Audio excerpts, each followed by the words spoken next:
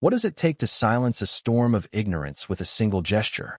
At a dusty gas station on the edge of a small Nevada town, where the desert stretched endlessly under a fading sky, Maya Thompson was about to answer that question. She pulled her beat-up sedan to a pump, the engine coughing as it idled.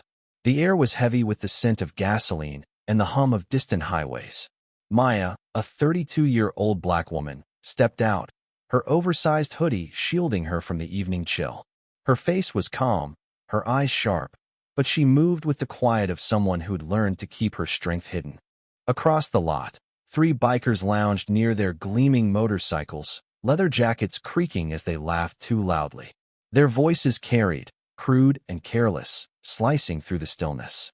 "Hey, sweetheart," one called, his voice dripping with mockery. "Lost your way to the city? This ain't your scene."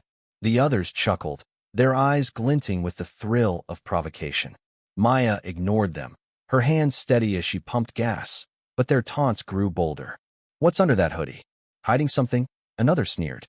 The air crackled with their arrogance, and a few passers-by glanced over, uncomfortable but silent. Maya's jaw tightened, but she didn't turn. She'd faced worse, far worse in places where words were the least of her battles. Yet the bikers pressed on, mistaking her silence for weakness. The leader, a burly man with a graying beard, stepped closer, his boots scuffing the pavement. "Come on, girl, say something," he goaded, his tone a mix of amusement and challenge. The others flanked him, their laughter a chorus of entitlement. The gas pump clicked off, and Maya capped her tank, her movements deliberate.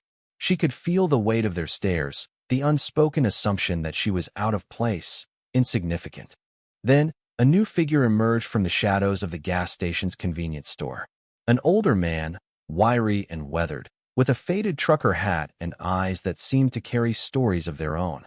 He leaned against a post, watching the scene unfold, his expression unreadable.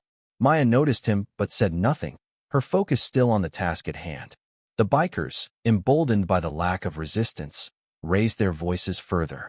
"Bet she's running from something," one muttered, loud enough for her to hear. The words stung, but Maya's face remained a mask of calm. Enough was enough.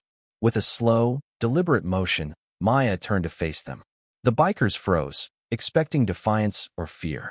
Instead, she reached for the zipper of her hoodie and pulled it down, revealing the crisp lines of a military uniform beneath. The fabric parted to display the insignia of a lieutenant colonel, the silver oak leaves glinting under the gas station's fluorescent lights. The air seemed to shift, the weight of her presence suddenly undeniable. The bikers' smirks faltered, their bravado crumbling as they registered the rank, the authority, the unspoken history of sacrifice etched into her posture. "You were saying?" Maya's voice was low, steady, cutting through the silence like a blade. The leader opened his mouth, but no words came. The other 2 shuffled back, their eyes darting to the ground. The older man by the store let out a low whistle, a faint smile tugging at his lips. "Didn't see that coming," he said, his voice rough but warm. He stepped forward, nodding to Maya. "Served under a lieutenant colonel once. Gulf War. Toughest officer I ever met." His words hung in the air, a quiet rebuke to the biker's ignorance. Maya didn't smile, but her eyes softened briefly as she acknowledged the older man. She'd served 2 tours overseas, led missions in places these men couldn't imagine, and carried the weight of lives saved and lost. She didn't need to prove herself to anyone, least of all them. Yet, in that moment, she chose to let her rank speak not out of pride, but to remind them that assumptions could unravel in the face of truth. The bikers mumbled something incoherent, their confidence reduced to ash. They climbed onto their bikes, engines roaring to life as they sped off into the dusk, their tail lights fading like their bravado.